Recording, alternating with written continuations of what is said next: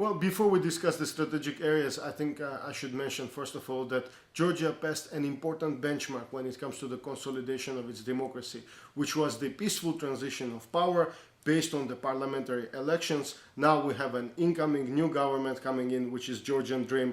When it comes to the strategic areas, I would say that there will be policy continuity when it comes to the Euro-Atlantic integration, as well as the modernization of the economy. However, the composition of the new government, the new cabinet, raises some questions about the competence of some of its members. For instance, the Minister of Energy and Natural Resources is a former footballer with no prior experience in this area. So I guess we'll have to wait and see.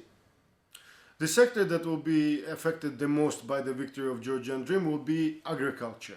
This is consistent with the main campaign promised by the incoming Prime Minister Melikishvili to develop agricultural sector. He promised to invest up to $1 billion in it. He sees it as absolutely vital for the economic development of the country, and Georgia is actually an agrarian country. It's not an industrial country. So this will be the sector that will be affected the most. At the same time, Ivanishvili is likely to de-emphasize some of the grandiose projects that were championed by President Saakashvili. For instance, he already mentioned that the construction of the new city on the Black Sea coast, Lazika, will be frozen.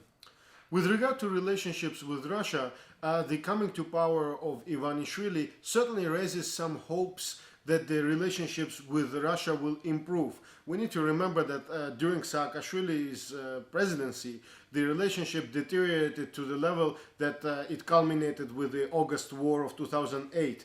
Now, Russian government already made a number of statements expressing hope that the bilateral relations will improve. However, one impediment would be Ivanishvili's insistence on the fact that it is possible to normalize relations with Russia while at the same time pursuing the integration into NATO, which has been a major irritant in bilateral relations. So I guess we'll have to see how this dynamic will unfold.